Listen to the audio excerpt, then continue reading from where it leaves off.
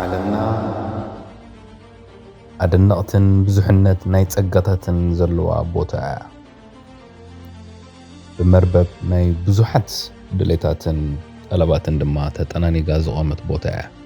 ዘይምቁራጽ ኣብ ምልዋጥ ድማ ትርከብ ኣላ።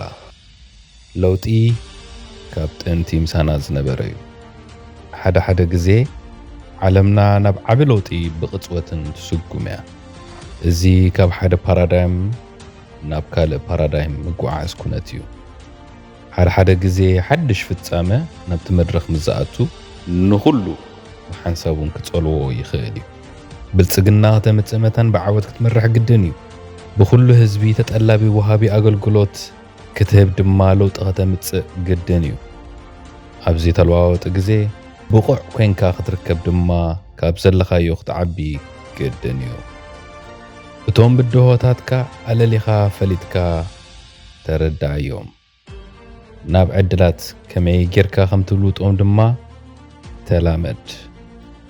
ሽዑ ኣብ ቅድሚት ኮንካ ንነፍስኻ ብዓወት ክትረኽባ ኢኻ። ለውጢ ሕጂ እያ፣ ብሓንሳብ ድማ ንፈጽማ።